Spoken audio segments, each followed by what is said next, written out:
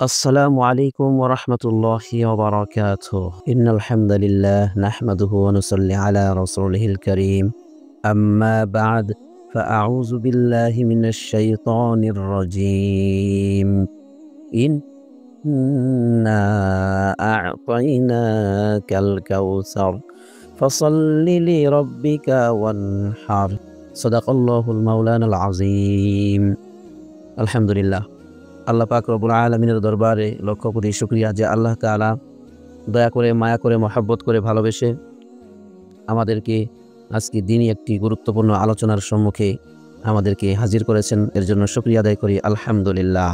সম্মানিত নামাজি ভাইয়েরা, আমাদের সামনে চলে আসছে ঈদুল আজহা। 10 জিলহজ আমাদের মধ্যে আনন্দের ঈদ। ঈদ মানে আনন্দ, আজহা মানে কোরবানির ঈদ, অর্থাৎ ঈদুল আজহার অর্থ হলো কোরবানির আনন্দ। সম্মানিত দর্শক শ্রোতা ও ভাই বন্ধুগণ, এই কোরবানি ঈদের দিনের কিছু আমল আমাদের রয়েছে, গুরুত্বপূর্ণ আমলের আজকে আলোচনা হবে ইনশাল্লাহ। কোরবানি যেমন ওয়াজিব, তদ্রূপভাবে কোরবানির আগে আল্লাহ রসুল সাল্লাল্লাহু আলাইহি ওয়াসাল্লাম বলেন, কোরবানির আগে গুরুত্বপূর্ণ ওয়াজিব হলো ঈদুল আজহার 2 রাকাত ওয়াজিব নামাজ ঈদগাহে গিয়ে পড়া। তারপর মুমিন মুসলমান বান্দারা কোরবানি করবে। আল্লাহ তাআলা এই প্রসঙ্গে বলেন, ফাসল্লি লিরাব্বিকা ওয়ানহার, সুতরাং আপনার রবের জন্য নামাজ পড়ুন এবং কোরবানি করুন। সূরা কাউসার। এই আয়াতের দ্বারা আল্লাহ পাক আমাদেরকে আগে 2 রাকাত ঈদুল আজহার নামাজ পড়ে নিতে বলেছেন, তারপর কোরবানি করার হুকুম করেছেন। সুতরাং আগে ঈদের নামাজ পড়তে হবে, তারপর কোরবানি করতে হবে। নামাজের আগে করলে কোরবানি হবে না, তবে মহল্লার যে কোনো একটি ঈদগাহে নামাজ হয়ে গেলে নিজে তখন নামাজ না পড়েও থাকলেও কোরবানি করা যাবে। থানবী রহমতুল্লাহ আলাই আল এফাজাতুল ইয়াউমিয়া কিতাবের গ্রন্থের মধ্যে উল্লেখ করেছেন। ঈদের 7টি আনন্দ রয়েছে। সম্মানিত মুসলিম ভাই ও বোনেরা, ঈদুল আজহার দিনের 7টি আনন্দ রয়েছে। 1 নম্বর আনন্দের বিষয়ে আপনাদেরকে 7টি বিষয় উল্লেখ করা হবে। ঈদের 7টি আনন্দ। ঈদের আনন্দ করতে গিয়ে আমাদের কথাটি ভুলে গেলে চলবে না যে আমরা মুসলমান এবং আমাদের মুসলমানিত্ব ধরে রাখতে অমুসলিমদের দৃষ্টি আমাদেরকে ত্যাগ করতেই হবে। ঈদের আনন্দ উশৃঙ্খলতার মধ্যে নয়, ঈদের আনন্দ হবে ইবাদতের মাধ্যমে, অর্থাৎ যেভাবে যতটুকু আনন্দ করতে বলা হয়েছে ঠিক সেইভাবেই আনন্দকে সীমাবদ্ধ রাখতে হবে। ঈদের দিন আনন্দ ভোগের 7টি পদ্ধতি রয়েছে। 1, ঈদের আগের দিন অর্থাৎ 9 তারিখ হলো আরাফার দিবস। এই দিন রোজা রাখা অনেক সওয়াব ও বরকতের। রোজাদারের জন্য আল্লাহ পাকের রহমত বর্ষিত হতে থাকে, সেই রহমত লাভের আনন্দই আলাদা। আর এই 9 তারিখ ফজর থেকে 13 তারিখ আসর পর্যন্ত মোট 23 ওয়াক্ত প্রতি ফরজ নামাজের পর পুরুষের উচ্চস্বরে এবং মহিলা লোকের নিঃশব্দে তাকবীরে তাশরিক পড়া ওয়াজিব। সমবেত স্বরে আল্লাহর মহিমা বর্ণনা করার মধ্যে কি যে আনন্দ রয়েছে তা কেবলমাত্র তাকবীরে তাশরিকের জিকিরকারীরাই ভোগ করতে পারে। আলহামদুলিল্লাহ। 2, ঈদের দিন ভোরবেলায় ঘুম থেকে ওঠার মধ্যে এক প্রকার আনন্দ আছে। ভোরবেলায় উঠে ফজরের নামাজ পড়বে, তারপর আনুষঙ্গিক ক্রিয়া সমাপনের পর মেসওয়াক করবে এবং সুগন্ধি সাবান মেখে গোসল করবে। গোসলের পর সামর্থ্য অনুযায়ী নতুন পোশাক অথবা সবচেয়ে উত্তম পোশাকটি পরবে। নতুন পোশাক হলে এই দোয়া পড়তে হবে, আলহামদুলিল্লাহিল্লাযী কাসানি মা ওয়ারি বিহি আওরাতি ওয়া আতাজাম্মালু বিহি ফি হায়াতি। আল্লাহ কত ভালো, যিনি আমার লজ্জাস্থান ঢাকার জন্যে এমন জীবনকে সৌন্দর্যময় করার জন্যে আমাকে কাপড় পরালেন। এই কাজগুলির মধ্যে অনেক আনন্দ রয়েছে। ঈদের দিন ব্যতীত এই আনন্দ ভোগ করা সম্ভব হয় না। 3, এরপর তাকবীরে তাশরিক উচ্চস্বরে বলতে বলতে ঈদগাহের দিকে রওনা হয়ে যাওয়া।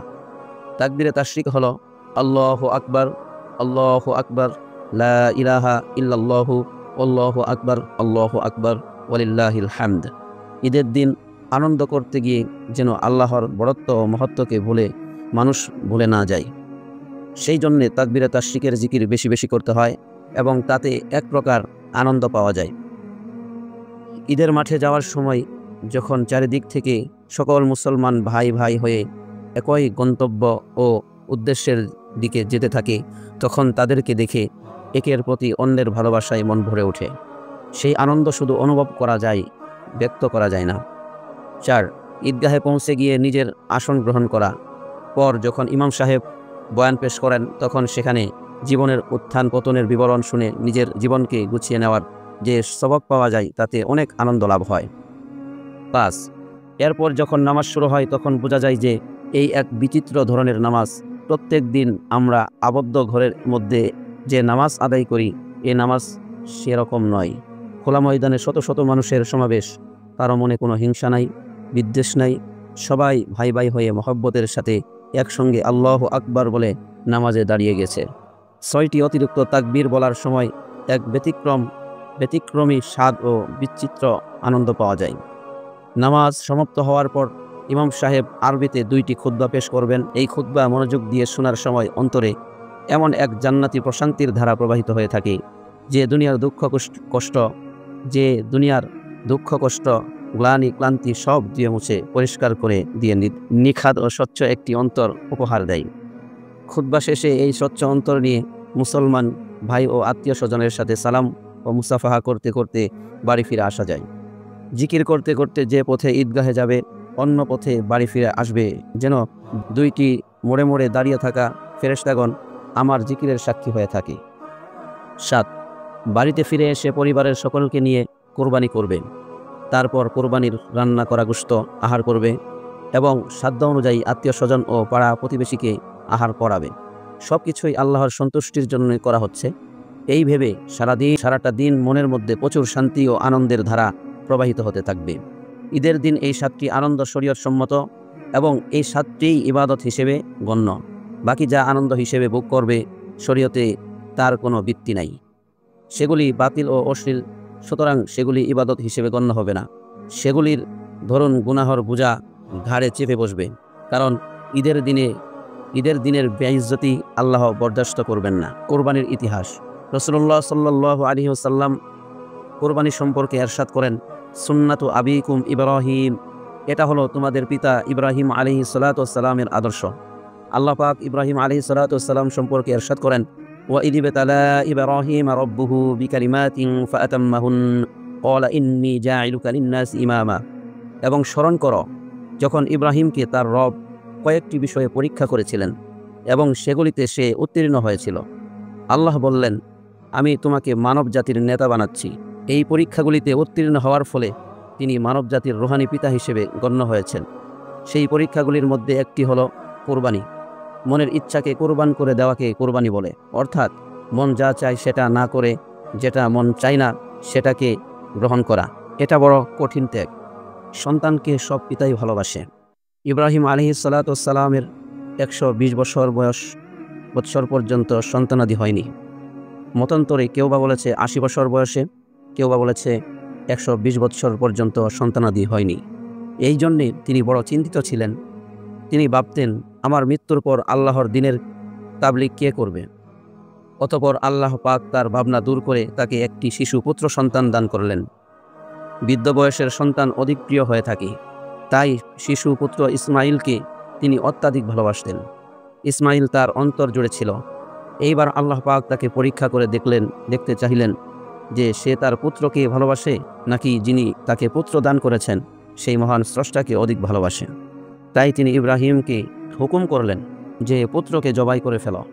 হুকুমটির বর্ণনা এইভাবে কোরআন পাকে এসেছে, ফালাম্মা বালাগা মাআহুস সা'য়া ক্বালা ইয়া বুনাইয়া ইন্নী আরা ফিল মানামি আন্নী আযবাহুকা ফানজুর মাযা তারা ক্বালা ইয়া আবাতি ইফআল মা তু'মার সাতাজিদুনি ইনশাআল্লাহু মিনাস সাবিরিন। অতঃপর সে যখন তার পিতার সাথে কাজ করার মতো বয়স হলো, তখন ইব্রাহিম আলাইহিস সালাতু ওয়াস সালাম বলল, হে আমার বৎস, আমি স্বপ্নে দেখেছি যে তোমাকে আমি জবাই করছি, এখন তোমার মতামত কি বলো? সে বলল, হে আমার পিতা, আপনাকে যা হুকুম করা হয়েছে আপনি তাই করুন, ইনশাআল্লাহ আপনি আমাকে সবরকারী হিসেবে পাবেন। সূরা সফফাত আয়াত নাম্বার 102।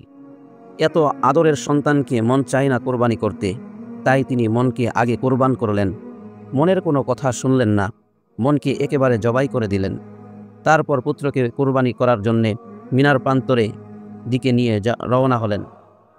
তারপর তারপর পুত্রকে কোরবান করার জন্যে মিনার প্রান্তরের দিকে নিয়ে রওনা হলেন। সঙ্গে নিলেন একটি ছুরি ও একটি রশি। তিনি সামনে যাচ্ছিলেন আর ইসমাঈল আলাইহিসসালাতু ওয়াসসালাম যাচ্ছিলেন পিছনে পিছনে। ইব্রাহিম আলাইহিসসালাতু ওয়াসসালাম আল্লাহর হুকুম পালন করতে সফল হয়ে যাচ্ছেন দেখে মানুষের পরম শত্রু ইবলিসের সহ্য হলো না। হযরত ইব্রাহিম আলাইহিসসালাতু ওয়াসসালাম যখন যাচ্ছেন, তাড়াতাড়ি হেঁটে যাচ্ছিলেন, তখন ছোট ছেলেটি বেশ খানিকটা পিছনে পড়ে গিয়েছিল।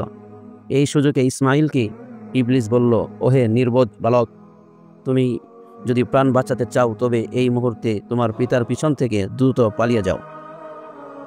ইসমাঈল বললেন, আল্লাহর রাস্তায় কোরবান হতে পারা তো আনন্দের বিষয়। দুনিয়ার অগণিত বান্দার মধ্যে তিনি যে আমাকেই কবুল করেছেন সেটা তো আমার সৌভাগ্য। শয়তান এখান থেকে, এই বলে তিনি শয়তানকে তাড়িয়ে দিলেন। এইভাবে মিনার প্রান্তরে শয়তান 3 জায়গায় ইসমাঈলকে ধোঁকা দেওয়ার চেষ্টা করেন। 3 বারই তিনি শয়তানকে তাড়িয়ে দেন। শয়তানকে তাড়িয়ে দিয়ে ইসমাঈল যখন পিতার সান্নিধ্যে পৌঁছলেন, তখন ইব্রাহিম আলাইহিসসালাতু ওয়াসসালাম ছেলেকে কাঁধ করে শোয়ালেন। কোরআন শরীফে এ বিষয়ে এরশাদ হয়েছে, ফালাম্মা আসলামা ওয়াতাল্লাহু লিল জাবিন ওয়া নাদাইনাহু আইয়া ইব্রাহিম قد صدقت الرؤيا إنا كذلك نجزي المحسنين إن هذا لهو البلاء المبين وفديناه بذبح عظيم وتركنا عليه في الآخرين سلام على إبراهيم كذلك نجزي المحسنين إنه من عبادنا المؤمنين। যখন ওরা দুইজনই আমার আনুগত্য প্রকাশ করলো এবং ইব্রাহিম তার পুত্রকে কাঁধ করে শোয়ালো, তখন আমি তাকে ডেকে বললাম, হে ইব্রাহিম, তুমি স্বপ্নাদেশ সত্যি সত্যি পালন করেছ। এইভাবেই আমি নেককারদেরকে পুরস্কৃত করে থাকি। নিশ্চয়ই এটা ছিল এক স্পষ্ট পরীক্ষা। আমি তাকে মুক্ত করলাম এক বড় কোরবানির জন্তুর বিনিময়ে। বিষয়টি আমি পরবর্তীদের স্মরণে রেখেছি। ইব্রাহিমের উপর শান্তি বর্ষিত হোক। এইভাবে আমি নেককারদেরকে পুরস্কৃত করে থাকি। সে ছিল আমার মুমিন বান্দাদের অন্যতম। অর্থাৎ তিনি তাকে কাঁধ করে শোয়ে গলায় ছুরি চালিয়ে দিলেন, কিন্তু ছুরিটি এত ধার থাকা সত্ত্বেও আল্লাহর প্রচণ্ড নির্দেশে সে গলা কাটা থেকে বিরত থাকল। তিনি আগের চেয়ে আরও জোর দিয়ে ছুরি চালালেন। এবার কাটল না, গলা যেন তামার মতো কঠিন হয়ে গেছে। তিনি ধার পরীক্ষা করে দেখলেন যে ধার ঠিকই আছে। তিনি বারবার সেই ছুরি দিয়ে গলায় পোঁচ দিতে লাগলেন, কিন্তু কি হলো? গলা না কাটার কারণ কি? তিনি বিরক্ত হয়ে ছুরিটি দূরে নিক্ষেপ করে অন্য কোনো ব্যবস্থায় জবেহ করা যায় কিনা সেই সিদ্ধান্ত করছেন। এমন সময় ফেরেশতা জিবরাইল আলাইহিসসালাতু ওয়াসসালাম অবতরণ করলেন। আপনি চিন্তিত হবেন না, আল্লাহ আপনার কোরবানি কবুল করেছেন। আপনারা উভয়েই আল্লাহর আনুগত্য স্বীকার করেছেন, সেই জন্যে তিনি আপনাদের উপর সন্তুষ্ট হয়েছেন। তিনি আপনাদের উভয়কে শুধু পরীক্ষা করেছেন, তাতে আপনারা উত্তীর্ণ হয়েছেন। পুত্র কোরবান করার হুকুম এখন মানসুক রহিত হয়ে গেছে। এখন এই দুম্বাটি কোরবান করে তার হুকুম পালন করুন। আদম আলাইহিসসালাতু ওয়াসসালামের পুত্র হাবিলের কোরবানি করা দুম্বাটি বেহেশত রক্ষিত ছিল। জিবরাইল আলাইহিসসালাতু ওয়াসসালাম বেহেশত থেকে সেই দুম্বাটি নিয়ে এসেছিলেন। হযরত ইব্রাহিম আলাইহিসসালাতু ওয়াসসালাম তখন ওই দুম্বাটিকে আল্লাহর নামে কোরবান করলেন। কোনো ব্যক্তি এইরূপ বর্ণনা করেছেন যে ছুরির পৌঁছে যখন গলা কাটছিল না, তখন পুত্র ইসমাঈল পিতাকে বলেছিলেন, সন্তানের প্রতি আপনার মহব্বতের কারণে আপনি ছুরি ঠিকমতো চালাতে পারছেন না, সুতরাং আমার পরনের জামা খুলে আপনার চোখ বেঁধে নিন। আমার চেহারা না দেখতে পেলে ঠিকই গলা কেটে যাবে। ইব্রাহিম আলাইহিসসালাতু ওয়াসসালাম তাই করলেন। নিজের চোখ বেঁধে নিয়ে ছুরি চালাতে ঝুঁকেছেন। এমন সময় আকাশ থেকে জিবরাইল আলাইহিসসালাতু ওয়াসসালাম ফেরেশতা আওয়াজ দিলেন, আল্লাহু আকবার। নির্জন প্রান্তরে এই আওয়াজ শুনে ইব্রাহিম আলাইহিসসালাতু ওয়াসসালাম চমকে উঠলেন। ছুরি চালানো থামিয়ে দিয়ে তিনিও বলে উঠলেন, আল্লাহু আকবার। জিবরাইল আলাইহিসসালাতু ওয়াসসালাম এই সুযোগে ছুরির নিচে থেকে ইসমাঈলকে সরিয়ে তিনি সেখানে বেহেশত থেকে আনা দুম্বাটি রেখে দিয়ে বললেন, লা ইলাহা ইল্লাল্লাহু আল্লাহু আকবার। ইব্রাহিম আলাইহিসসালাতু ওয়াসসালামের চোখ বাঁধা ছিল, তিনি বুঝতে পারেননি কি হয়ে গেল। তিনি পুত্র মনে করে দুম্বার গলায় আল্লাহু আকবার বলে ছুরি চালিয়ে দিলেন। এইবার ছুরি কাজ করল। গলা কেটে গল গল করে গরম রক্ত প্রবাহিত হয়ে হাত ভিজে গেল। পুত্র কুরবানি সমাপ্ত হয়েছে ভেবে ইব্রাহিম আলাইহিসসালাতু ওয়াসসালাম চোখের বাঁধন খুললেন। দেখেন পুত্রের স্থানে একটি জবেহ করা দুম্বা পড়ে আছে। পাশে দাঁড়িয়ে পুত্র প্রশান্ত মনে পিতার দিকে তাকিয়ে আছে। ইব্রাহিম আলাইহিস সালাতু ওয়াস সালাম লিল্লাহিল হামদ বলে ছেলেকে জড়িয়ে ধরলেন। তার আর বুঝতে বাকি থাকলো না যে এটা আল্লাহ পাকের একটা বিরাট পরীক্ষা ছিল। সেই পরীক্ষায় তিনি উত্তীর্ণ হয়েছেন। লিল্লাহিল হামদ, তাই তিনি লিল্লাহিল হামদ বলে আল্লাহ পাকের শুকর আদায় করলেন। মানুষের সৃষ্টির প্রথম লগ্ন থেকেই পশু কুরবানির বিধান রয়েছে। সৃষ্টির প্রথম মানুষ দুম্বা কুরবানি করেছিল। আদম আলাইহিস সালাতু ওয়াস সালামের জামানাতেও পশু কুরবানি করা হতো। আদম আলাইহিস সালাতু ওয়াস সালামের দুই পুত্র হাবিল দুম্বা কুরবানি করেছিল। বিষয়টি বিখ্যাত এক ঘটনা হয়ে ইতিহাসের পাতায় রয়ে গেছে। কিন্তু পুত্র কুরবানির হুকুম শুধু ইব্রাহিম আলাইহিস সালাতু ওয়াস সালামকেই পরীক্ষাস্বরূপ ক্ষণিকের জন্যে দেওয়া হয়েছিল। পুত্র কুরবানির হুকুম মনসুখ রহিম হয়ে তখনই পশু কুরবানির হুকুম বহাল হয়েছে। সেই থেকে মুসলমানরা পশু কুরবান করে আসছে। কুরবানি করার উপকারিতা ইবনে মাজাহ শরীফের মধ্যে আসছে আল্লাহ রাসূল সাল্লাল্লাহু আলাইহি ওয়াসাল্লামের একটা হাদিসের বর্ণনা। হযরত যায়েদ বিন আরকাম রাদিয়াল্লাহু তাআলা আনহু বলেন, ক্বালা আসহাবু রাসূলুল্লাহ সাল্লাল্লাহু আলাইহি ওয়াসাল্লাম, রাসূলুল্লাহ সাল্লাল্লাহু আলাইহি ওয়াসাল্লামের কাছে সাহাবীগণ আরজ করলেন, ইয়া রাসূলুল্লাহ মা আল হাযিহিল আদাহি, ইয়া রাসূলুল্লাহ কুরবানি কি? কুরবানির হাকিকত কি? রাসূল সাল্লাল্লাহু আলাইহি ওয়াসাল্লাম তখন বললেন, ক্বালা সুন্নাতু আবিকুম ইব্রাহিম আলাইহিস সালাতু ওয়াস সালাম, কুরবানি হলো ইব্রাহিম আলাইহিস সালাতু ওয়াস সালামের সুন্নাত। সাহাবায়ে কেরাম আবার জিজ্ঞাসা করলেন, ক্বালু ফামা লানা ফিহা ইয়া রাসূলুল্লাহ, ইব্রাহিম আলাইহিস সালাতু ওয়াস সালামের সুন্নাত, এটাতে আমাদের লাভ কি হবে? আল্লাহ রাসূল সাল্লাল্লাহু আলাইহি ওয়াসাল্লাম তখন বললেন, ক্বালা বিকুল্লি শাআরাতিন হাসানা, আল্লাহ তাআলা ওই কুরবানিকৃত পশুর প্রত্যেকটা লোমের বিনিময়ে একটা করে নেকি লিখে দিবে। সুবহানাল্লাহ। আবার সাহাবায়ে কেরাম জিজ্ঞাসা করলেন, ক্বালু ফাসসুফু ইয়া রাসূলুল্লাহ, ইয়া রাসূলুল্লাহ বুঝলাম অন্য পশু প্রত্যেকটা পশমে নেকি হবে, কিন্তু বেড়া বা দুম্বার ক্ষেত্রে কি হবে? আল্লাহ রাসূল সাল্লাল্লাহু আলাইহি ওয়াসাল্লাম তখন বললেন, ক্বালা বিকুল্লি শাআরাতিন মিনাস সুফি হাসানা, আল্লাহ তাআলার দরবারে কোনো কিছুর কমতি নেই। আল্লাহ দিলেও কমে না, না দিলেও বাড়ে না। তো আল্লাহ তাআলা ওই বেড়া বা দুম্বার প্রত্যেকটা পশমের বিনিময়েও আল্লাহ তাআলা তাকে একটা করে নেকি দিয়ে দিবেন। সুবহানাল্লাহ। শুধু একটাই নয়, প্রত্যেকটা পশমের বিনিময়ে তার ঈমান ও আকীদার উপরে আল্লাহ তাআলা যদি সন্তুষ্ট হয়ে থাকে, তাহলে প্রত্যেকটা পশমের বিনিময়ে আল্লাহ তাআলা 700 পরিমাণ নেকি দিয়ে দিবে। সুবহানাল্লাহ। রাসূলুল্লাহ সাল্লাল্লাহু আলাইহি ওয়াসাল্লাম ইরশাদ করেন, মান ওয়াজাদা সাআতান লিআন ইউদহিয়া ফালাম ইউদহা ফালা ইয়াহদুর মুসাল্লানা, কুরবানি করার সামর্থ্য থাকা সত্ত্বেও যে ব্যক্তি কুরবানি করে না, সে যেন নামাজের ঈদগাহের ময়দানে না আসে। তারগিব শরীফ। ইমাম মালিক সংকলিত হাদিসে ইরশাদ হয়েছে, ওয়াকালা ইবনে উমর আলা দাহিয়্যু ইয়াওমানি বা'দা ইয়াউমিল আযহা, হযরত আব্দুল্লাহ ইবনে উমর রাদিয়াল্লাহু তাআলা আনহু থেকে বর্ণিত করেছেন, ঈদুল আজহার দিবসের পরের 2 দিনের মধ্যেও কুরবানি করা চলে। ইবনে মালিক।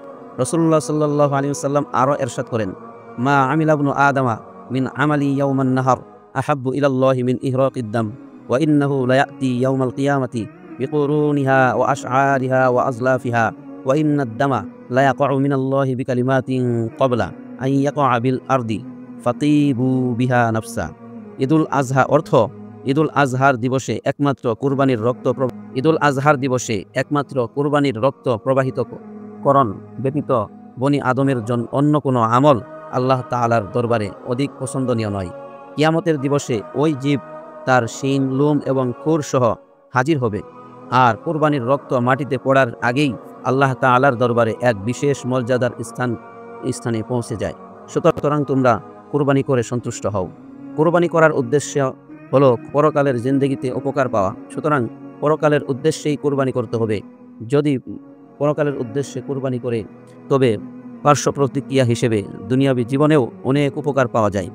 বালা মুসিবত দূর হয়ে যায়, আত্মীয় স্বজনের সঙ্গে সম্পর্ক মজবুত হয়, রোগ ব্যাধি দূর হয়, শরীর সুস্থ থাকে এবং দীর্ঘ আয়ু লাভ হয়।